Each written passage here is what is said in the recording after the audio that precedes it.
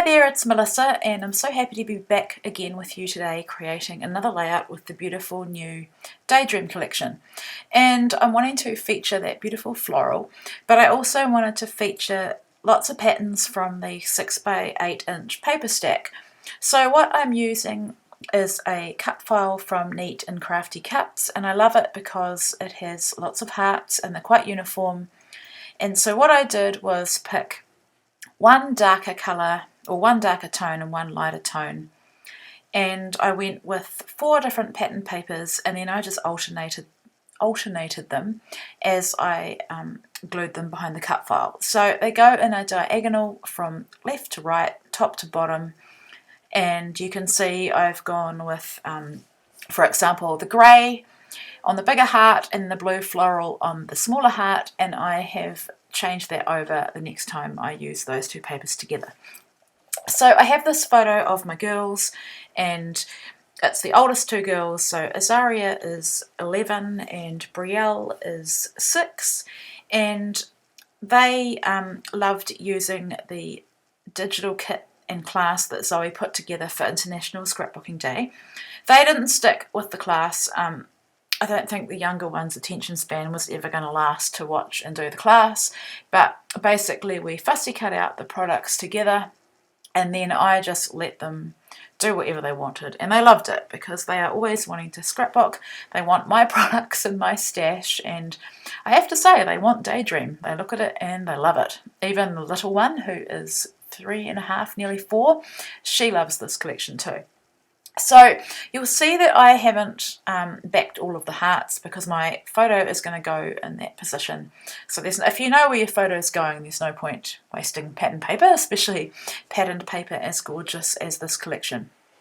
So I'm using a white cardstock background, but I'm really into mixed media at the moment, and I couldn't just leave it plain. I had to add something. So I'm going with watercolor splatters in 2 different sizes, and the way I do this is to use a bigger brush for the bigger splatters and a bit more water, and a smaller brush for the smaller splatters. So I'm just going with matching colours from those papers. I've gone with a sort of orangey yellowy tones, and soon you'll see me add some blue as well, just to pick out the blue from that blue floral. So I don't think I gessoed my background, probably should have. I think if you're not going to use much water and you're not going to do many layers, then you can get away with not gessoing. Obviously if you're using a watercolour paper for a background, then I don't know if you'd have to gesso it with the amount of mixed media I'm doing on this page, which isn't really that much. So I was going to add some grey, but the grey in this little palette, which is from Close to My Heart, didn't really match the grey pattern paper. I think it was, like, you can see it there next to black, it's more a darker, I don't want to say muddy grey, but I decided to use some Heidi Swap Colour Shine in Tinsel, which comes out dark and it dries quite light, and I think that worked really well with the grey in the collection. So just showing you how I dry off between all my layers, and that gives a better splatter than if I just left it to dry on its own. So it's twofold really. It speeds up the process and it creates this little halo border around my splatters. Now I'm doing the full fussy cutting. I've left it in because I do recall I had some requests on fussy cutting, and the last layout I made, I did what I call extreme fussy cutting with the wreath, but I didn't show the fussy cutting in my video. But for this one, I've left it in because the only fussy cutting I'm planning on doing is this beautiful floral cluster. So as you can see, the first thing I do is I cut my, what I want to fussy cut, I cut it off the background paper, just roughly. And then I go in with these scissors, and they're from Close to My Heart, and they are the best precision cutting scissors that I've been able to find. And then what I do is cut as much of it as I can with my scissors.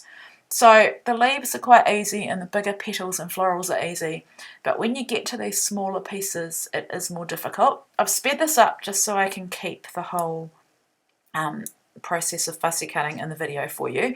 If only if it was this easy in real life and this quick. So as you can see, I'm turning my paper not my scissors.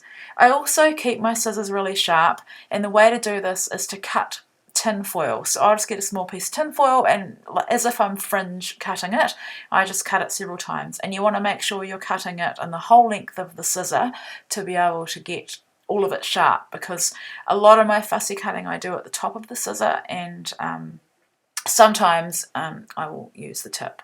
So that's a little hint for you there. So as you can see, I'm doing as much as I can with my scissors. Now there are some parts that, like the inner parts there, that I need to use a craft knife. I'm just showing you this new one that I got recently from Spotlight. It's by Slice, and I'll show you soon that it's a safety knife because it doesn't cut your skin. So if your kids were to get into your supplies and use your knife, they're not going to cut themselves. Now I did find that it wasn't as good as my normal craft knife, so I'm going to give up on it in a sec and pull out the big guns. So you can see it just there to the right.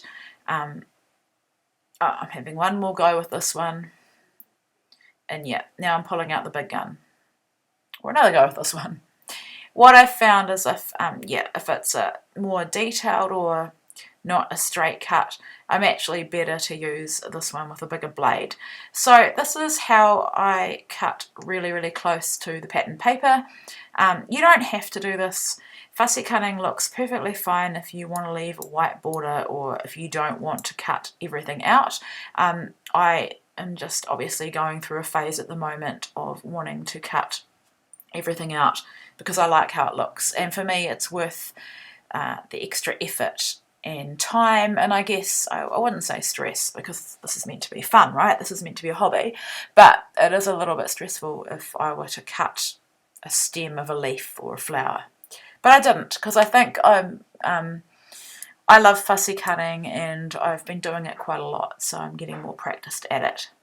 So here I'm just showing you what I'm going to work with. I've got the sequins and flower pack, I've got the flare badges, or I've got the die cut titles, the die cut ephemera, the beautiful puffy hearts which I adore, and I've got the accessory sticker sheet. I've also got my fussy cut floral piece that really is going to be a feature of this layout. I've also got a doily that I pulled from my stash. I think they're called Cambridge doilies. They're the bigger, lacy, beautiful ones, and it just adds a subtle background between my photo and the cut file. So I'm already loving how this is turning out.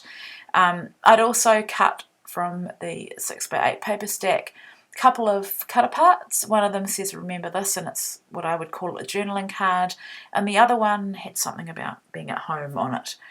I can't remember if we made these layouts during a lockdown or not with the kids. I would have to look at the date on my photo, which is on this layout, but yeah. So here I'm wanting to add some craft foam. Now this layout ends up with quite a lot of dimension, which is why my photo you can see a bit of shadowing, but you know, that's why I like using dimension. I hardly ever create anything flat unless it's a traveler's notebook layout.